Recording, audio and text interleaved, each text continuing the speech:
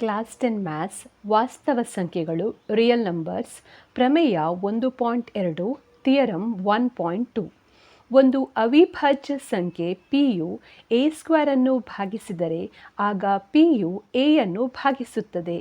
ಇಲ್ಲಿ ಎ ಒಂದು ಧನ ಪೂರ್ಣಾಂಕವಾಗಿದೆ. Let p be a prime number. If p divides a square, then p divides a, where a is a positive integer. ಈ theorem ಅಥವಾ ಪ್ರಮೇಯವನ್ನು ನಾವು ಒಂದು ಉದಾಹರಣೆ ಅಥವಾ ಎಕ್ಸಾಂಪಲ್ನ ಮೂಲಕ ಅರ್ಥ ಮಾಡಿಕೊಳ್ಳುವ. ಈಗ ಉದಾಹರಣೆಗೆ ಇಲ್ಲಿ ಕೊಟ್ಟಿದ್ದಾರೆ ಒಂದು ಅವಿಭಾಜ್ಯ ಸಂಖ್ಯೆ ಪಿ ಅಥವಾ ಪ್ರೈಮ್ ನಂಬರ್ ಪಿ ಅಂತ ಕೊಟ್ಟಿದ್ದಾರೆ. ಸೊ ನಾವು ಯಾವುದೇ ಒಂದು ಅವಿಭಾಜ್ಯ ಸಂಖ್ಯೆ ಅಥವಾ ಪ್ರೈಮ್ ನಂಬರನ್ನು ತೆಗೆದುಕೊಳ್ಳುವ. ನಾನಿಲ್ಲಿ ಪಿ ಇಸ್ ಈಕ್ವಲ್ ಟು 2 ಅಂತ ತೆಗೆದುಕೊಳ್ತಾ ಇದ್ದೇನೆ. 2 ಎನ್ನುವಂಥದ್ದು ಒಂದು ಅವಿಭಾಜ್ಯ ಸಂಖ್ಯೆ ಆಗಿದೆ. ನಂತರ ಈ P divides A square, P ಯು ಎ ಸ್ಕ್ವೇರನ್ನು ಭಾಗಿಸಿದರೆ ಪಿ ಯು ಎಯನ್ನು ಕೂಡ ಭಾಗಿಸುತ್ತದೆ ಅಂತ ಕೊಟ್ಟಿದ್ದಾರೆ. ಸೊ ಇಲ್ಲಿ ಎ ಸ್ಕ್ವೇರನ್ನು ನಾನು 36 ಅಂತ ತೆಗೆದುಕೊಳ್ತಾ ಇದ್ದೇನೆ. ಎ ಸ್ಕ್ವೇರನ್ನು 36 ಅಂತ ತೆಗೆದುಕೊಳ್ತಾನೆ ಅಂದರೆ ಎ ಇಸ್ ಈಕ್ವಲ್ ಟು 6 ಆಗ್ತದೆ. ಯಾಕೆಂದರೆ 6 ಸ್ಕ್ವೇರ್ ಏನಾಗಿದೆ, 6 ಸ್ಕ್ವೇರ್ 36 ಆಗಿದೆ. ಸೊ ಇಲ್ಲಿ ಎ ಸ್ಕ್ವೇರ್ ಎರಡೂ ಬದಿಯಲ್ಲೂ ಕೂಡ ಸ್ಕ್ವೇರ್ ಮಾಡಿದಾಗ ಇದು ಎ ಸ್ಕ್ವೇರ್ ಆಗ್ತದೆ. ಇಲ್ಲಿ 6 ಸ್ಕ್ವೇರ್ ಅಂತ ಹೇಳಿದರೆ 36 ಎನ್ನುವಂಥ ಉತ್ತರ ಸಿಗ್ತದೆ. ಸೊ ನಾವೀಗ ಇಲ್ಲಿ ಕಾಣ್ಬೋದು, ಈಗ ಒಂದು ಅವಿಭಾಜ್ಯ ಸಂಖ್ಯೆ ಪಿ ಯು ಎ ಸ್ಕ್ವೇರನ್ನು ಭಾಗಿಸಿದರೆ ಎಯನ್ನು ಕೂಡ ಭಾಗಿಸ್ತದೆ ಅಂತ ನಾವಿಲ್ಲಿ ನೋಡಬೇಕು, ಚೆಕ್ ಮಾಡಬೇಕು.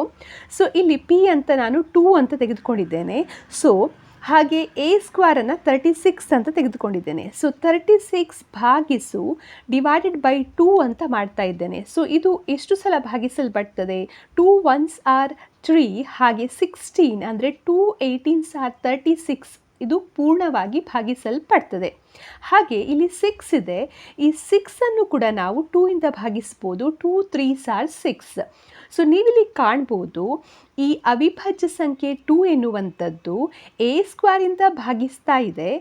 ಎ ಸ್ಕ್ವೇರಿಂದ ಭಾಗಿಸಲ್ಪಟ್ಟರೆ ಅದು ಎ ಇಂದ ಕೂಡ ಭಾಗಿಸಲ್ಪಡುತ್ತದೆ. ಅಂದರೆ ಎ ಎನ್ನುವಂಥದ್ದು ಇಲ್ಲಿ ಎ ಸ್ಕ್ವೇರ್ ಎನ್ನುವಂಥದ್ದು ಇಲ್ಲಿ 36. ಸೊ ಎಯ ಬೆಲೆ ಏನಾಗ್ತದೆ ಆಗ 6 ಆಗ್ತದೆ. ಸೊ 6ಇಂದ ಕೂಡ ಇದು ಭಾಗಿಸಲ್ಪಡ್ತದೆ. ಸೊ ಇದು ಈಗ ನಮಗೆ ಕೊಟ್ಟಿರುವಂಥ ಪ್ರಮೇಯ.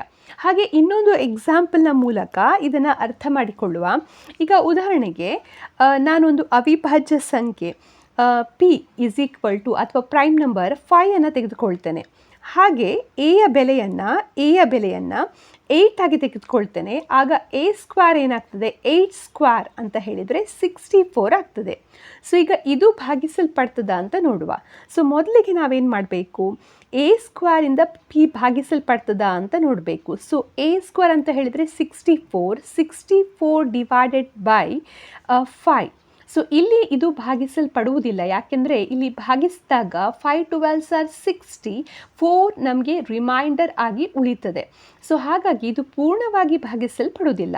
ಸೊ ಈಗ ಇಲ್ಲಿ ಪಿ ಯು ಎ ಸ್ಕ್ವೇರಲ್ಲಿ ಭಾಗಿಸಲ್ಪಡುವುದಿಲ್ಲ. ಹಾಗಾಗಿ ಪಿ ಯು ಎಯಿಂದ ಕೂಡ ಭಾಗಿಸಲ್ಪಡುವುದಿಲ್ಲ. ಈಗ ಎಯ ಬೆಲೆ ಎಷ್ಟು, 8. ಸೊ 8 ಡಿವೈಡೆಡ್ ಬೈ 5 ಅಂತ ಮಾಡಿದರೆ 5 1s are 5, ಆಮೇಲೆ ಇಲ್ಲಿ 3 ಉಳಿತದೆ. ಹಾಗಾಗಿ ಇಲ್ಲಿ ಪಿ ಎನ್ನುವಂಥದ್ದು ಎಯಿಂದ ಕೂಡ ಭಾಗಿಸಲ್ಪಡುವುದಿಲ್ಲ. ಸೊ ಇಲ್ಲಿ ನಮಗೆ ಕೊಟ್ಟಿರುವಂಥದ್ದು ಏನಂದರೆ, ಯಾವುದೇ ನೀವು ಒಂದು ಅವಿಭಾಜ್ಯ ಸಂಖ್ಯೆ ಅಥವಾ ಪ್ರೈಮ್ ನಂಬರನ್ನು ತೆಗೆದುಕೊಂಡಾಗ ಅದು ಎ ಸ್ಕ್ವೇರಿಂದ ಭಾಗಿಸಲ್ಪಟ್ಟರೆ ಆಗ ಅದು ಎಯಿಂದ ಕೂಡ ಭಾಗಿಸಲ್ಪಡ್ತದೆ. ಹಾಗೆ ಇನ್ನೊಂದು ಉದಾಹರಣೆಯನ್ನು ತೆಗೆದುಕೊಳ್ಳುವ. ಈಗ ಉದಾಹರಣೆಗೆ ಪಿ ಅವಿಭಾಜ್ಯ ಸಂಖ್ಯೆ ಅಥವಾ ಪ್ರೈಮ್ ನಂಬರನ್ನು ನಾನು 3 ತೆಗೆದುಕೊಳ್ತಾ ಇದ್ದೇನೆ. 3 ಒಂದು ಅವಿಭಾಜ್ಯ ಸಂಖ್ಯೆ. ನಂತರ ಎಯ ಬೆಲೆಯನ್ನು ಎ ಇಸ್ ಈಕ್ವಲ್ ಟು 9 ತೆಗೆದುಕೊಳ್ತೇನೆ. ಸೊ ಎ ಸ್ಕ್ವೇರ್ ಅಂತ ಹೇಳಿದರೆ 9 ಸ್ಕ್ವೇರ್ ಅಂದರೆ 81.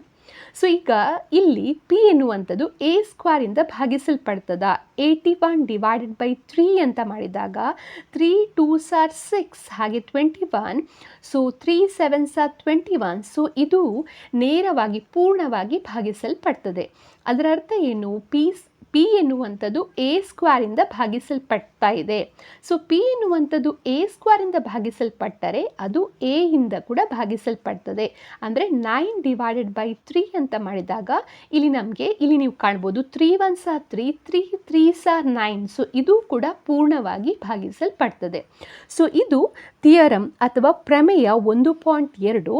ಈ ಪ್ರಮೇಯವನ್ನು ನಾವು ಮುಂದೆ ಬರುವಂಥ ಎಕ್ಸಸೈಸ್ ಅಲ್ಲಿ ಉಪಯೋಗಿಸಲಿಕ್ಕಿದ್ದೇವೆ.